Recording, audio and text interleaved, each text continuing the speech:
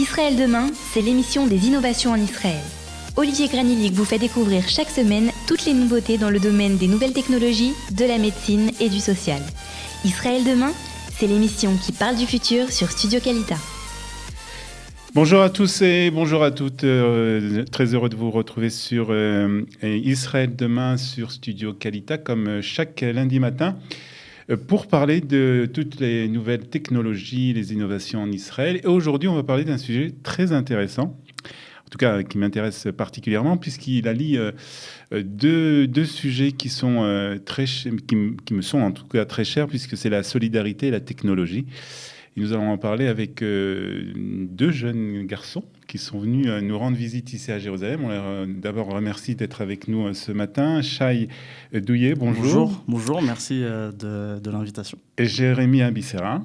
Bonjour, merci. Vous êtes tous les deux, avec encore une autre personne, les fondateurs d'une start-up. C'est une start-up. Exactement, une start-up. Qui s'appelle Watch and Give. Exactement. Qu'on pourrait traduire en français regarder et donner.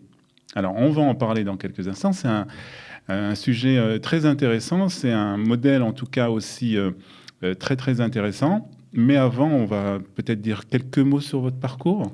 Oui, bien sûr, avec plaisir. Donc, je m'appelle Shai Douillet.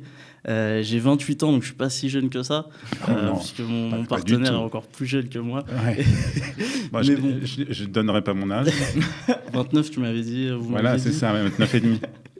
Et du coup, j'habite en Israël maintenant depuis 4 ans.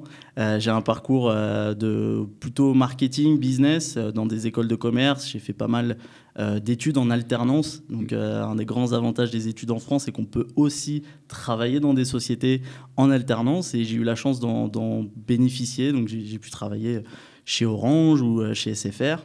Tu as fait ton Aliyah il y a combien de temps ? Il y a 4 ans. 4 ans. D'où ?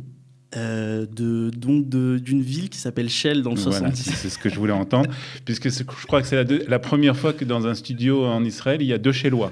Exactement. Puisque je suis moi aussi Shell. Je pense qu'on peut faire l'émission que sur ça, tellement c'est improbable. Exactement. Mais oui. Donc voilà, donc 4 ans en Israël.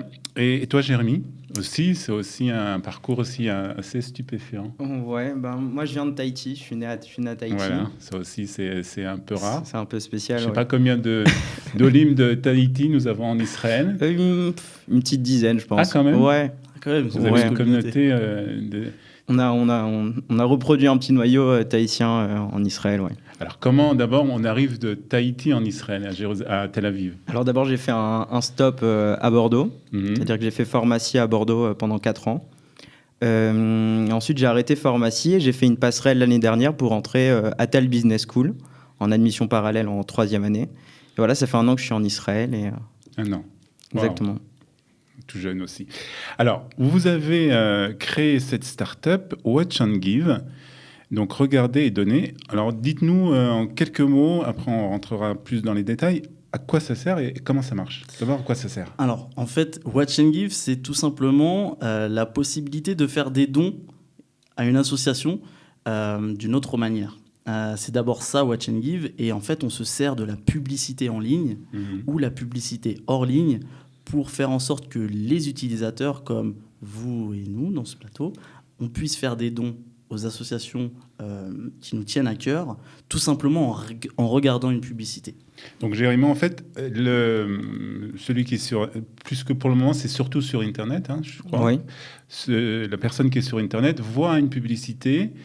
Et à la fin de la publicité, ils ont un petit message. Il dit voilà, si vous voulez cliquer, vous allez faire un don à une Exactement. association. Le visionnage de la publicité entraîne automatiquement un don Donc, à une association. Il faut visionner la publicité jusqu'au bout, ce qui est en général pas le cas de tout le monde. Mais en tout cas, ça permet peut-être justement de permettre à ceux qui regardent de regarder la publicité jusqu'au bout. Et ça permet aussi aux annonceurs de vous faire confiance. Exactement.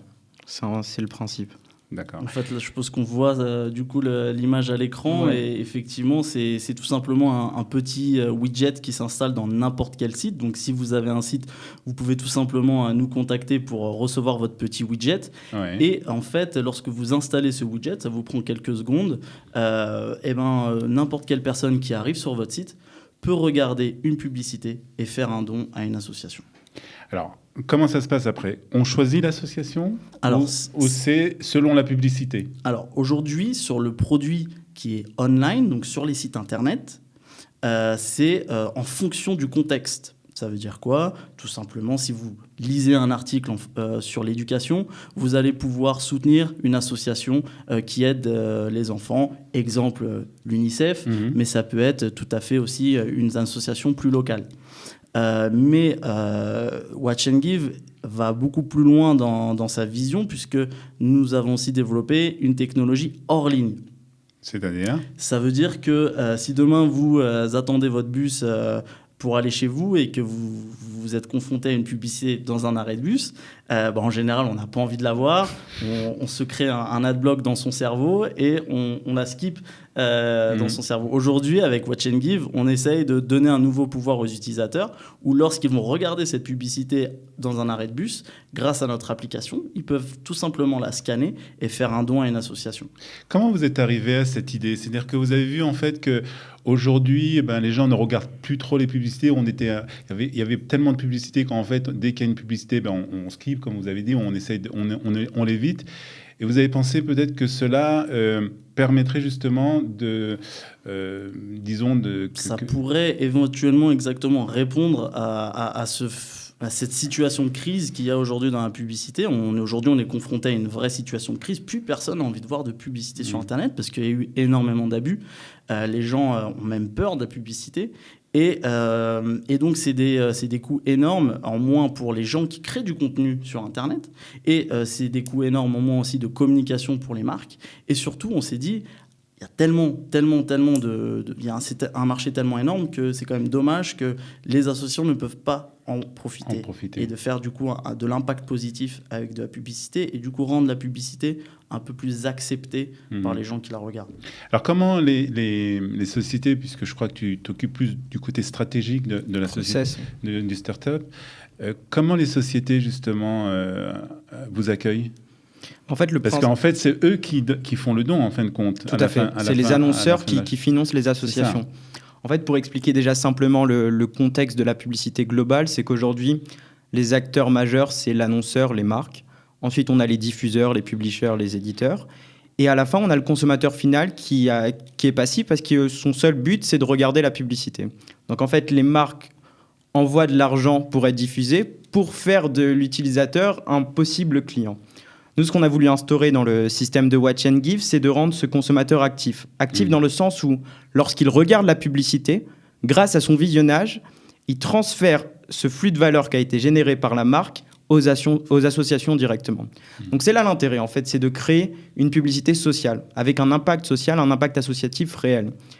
Et tout le monde a gagné, en fait, parce que les marques, évidemment, les associations, ils génèrent des revenus. C'est une manne incroyable. Et ça rend le consommateur actif. Et est-ce qu'il y a déjà un prix, combien un clic vaut?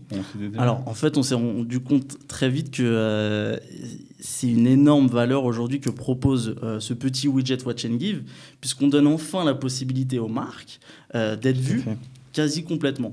C'est-à-dire qu'aujourd'hui, 90% des publicités que nous rencontrons, souvent les bloquent avec le fameux adblock, souvent on les skip. Et aujourd'hui, on leur dit, regardez, vous pouvez voir une pub, mais ce n'est pas seulement pour la voir, c'est aussi pour aider telle ou telle association. Donc en fait, on s'est rendu compte qu'avec Watch and Give, le temps de visionnage des publicités est 10 fois plus grand que celui qu'on a en général. Ce qu'il faut savoir, et ce qui est fou, c'est qu'aujourd'hui, les plus grandes marques comme Procter & Gamble cherchent des solutions pour justement qu'on arrête de voir leurs pubs seulement 2 secondes. La moyenne de visionnage des publicités aujourd'hui sur le net est de 2 secondes. Donc, ils en sont au point où ils sont obligés de créer des formats publicitaires de 2 secondes. 2 secondes. Et donc, ils sont vraiment dans une impasse là-dessus ça fait partie des solutions qu'on peut leur proposer. Ouais. Et donc, vous avez déjà eu des contacts avec des grosses sociétés qui vous font confiance? Oui, on a effectivement pas mal de contacts. On a eu la chance de rencontrer des énormes éditeurs déjà comme CNN qui nous ont accueillis en France pour pouvoir discuter de ce format qui pourrait aider leurs annonceurs qui ont du mal à être vus sur ces sites-là et de plus en plus. Et aussi, on a des contacts avec quelques marques qui veulent aussi en savoir plus sur cet outil. On travaille avec beaucoup d'associations, évidemment, qui permettent aussi de donner beaucoup de crédit à ce nouveau format publicitaire. On travaille avec WeForest, on travaille avec l'UNICEF, on travaille avec water.org, qui permet de donner de l'eau dans les pays où on en a le plus besoin. Donc en fait, c'est quelque chose de vraiment international. C'est pas seulement réservé quelque chose en Israël. C'est un marché international que vous visez. On travaille même avec une association tahitienne aussi. Tahitienne, bien sûr. Et chéloise, non, pas encore. Chéloise, pourquoi pas bientôt. On pourra en discuter après. Mais effectivement, c'est une bonne question. En fait, c'est international, mais notre objectif, c'est de devenir le plus local possible. Parce que j'aimerais que demain, quelqu'un qui se trouve à Chelles puisse aider une association chelloise et de rendre la chose la plus locale possible. C'est le but. C'est bien sûr. Travailler sur ça. Aujourd'hui, tout est possible sur Internet et on a tous les outils pour pouvoir le faire. Il faut du temps pour le développer et il faut aussi de l'argent. Bien sûr. Vous êtes au stade aujourd'hui donc de développer, puisque vous avez déjà mis au point cette technologie qui est déjà sur certains sites. Maintenant, vous voulez vous développer dans quelle direction ? Alors déjà, oui, on a développé la technologie online. On a mis en place un process, on a un stade avancé aujourd'hui pour tout ce qui est support publicitaire fixe. Donc, c'est-à-dire intégrer un QR code spécial où la personne aura juste à scanner le QR code et le scan qu'elle va réaliser génère automatiquement un don. On est également en train d'avancer sur le process pour mettre en place Watch and Give à la télévision et au cinéma. Et également améliorer la transparence entre la génération de la vue faite par le consommateur et le don associatif. Exactement. En fait, on ne le sait pas souvent, mais chaque jour, on est confronté à plus de 5000 publicités par jour. 5000 stimuli publicitaires. Donc, ça va être des logos, par exemple, comme Kalita ici. On en a beaucoup. Et du coup, on a déjà atteint une centaine de logos. Et donc, nous, on veut être exactement partout où il y a de la publicité pour pouvoir créer un maximum d'impact positif. Et si demain, on arrive à transformer ces 5000 stimuli publicitaires en dons pour 5000 dons d'associations, je pense que ce serait juste énorme. Les sociétés vous accueillent bien ?